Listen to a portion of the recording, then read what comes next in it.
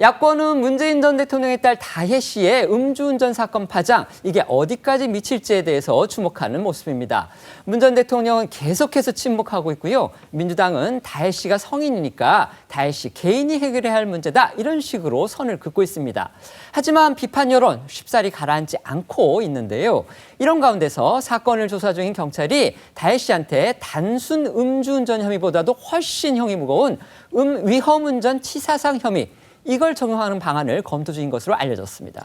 네, 먼저 지난 5일 새벽이었죠. 이 서울 이태원동 해밀턴 호텔 앞에서 이 면허 취소 수준의 만취 상태로 차를 몰다가 이 뒤따르던 택시를 추돌한 문다혜 씨에게 경찰이 이 특가법상 위험운전 치사상 혐의를 적용하는 방안을 검토 중입니다.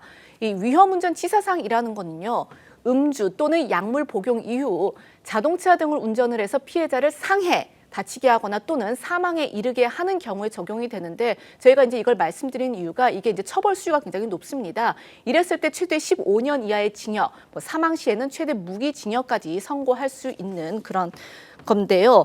다만 이제 이 다혜 씨 차량에 추돌한 택시 기사는요, 이 사고 당시 통증을 호소하긴 했지만 현재까지 이 진단서를 제출하지는 않은 상태입니다.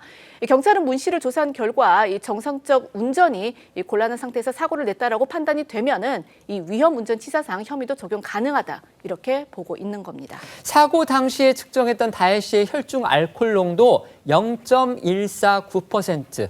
이게 이제 만취 수준이었다는 게 지금 확인이 된 겁니다. 그리고 저희도 몇 차례 전해드렸지만 여러 가지 CCTV 영상이 공개가 됐는데요. 그걸 통해 보면 당시 다혜 씨가 이 정상적 운전이 곤란한 상태였다, 이거는 어느 정도 확인이 됐다고 볼 수가 있겠습니다.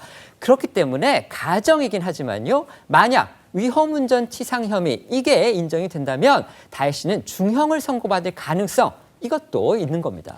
사고 당일 다혜 씨는 총 3차에 걸쳐 7시간 동안 음주 상태에 있었던 것으로 알려졌습니다. 그리고 공개된 CCTV엔 남의 차를 본인 차로 착각해서 문을 열려고 시도하는 모습, 또 비틀대면서 골목을 걷는 모습 등이 고스란히 담겼는데요. 이 때문에 경찰은 다혜 씨가 정상적 운전이 곤란한 상태가 상당 기간 지속됐기에 위험운전 치사상 혐의 적용도 가능하다고 보고 있는 겁니다. 앵커 말씀하신 것처럼 만약 위험운전 치사상 혐의가 인정이 되면 다혜 씨에게 중형이 내려질 수도 있는데, 작년 11월부터 지난 9월까지 전국 법원에서 위험운전 치사상 혐의로 처벌받은 최근 사례 100건 중 징역형은 무려 91건으로 그중 실형은 8건, 집행유예는 83건이었습니다. 네, 현재 다혜 씨는 변호사를 선임해 경찰과 소환조사 일정을 협의 중인 것으로 알려졌습니다. 다만 경찰은 소환 일정이 정해지더라도 다혜 씨가 공인이 아닌 일반인이란 점을 고려해 일정을 공개하지는 않을 것으로 예상이 되는데요. 하지만 다혜 씨가 출석할 서울 영산경찰서에는 지하 주차장이 따로 없어서 다혜 씨가 취재진의 카메라를 피하긴 어려울 걸로 보입니다.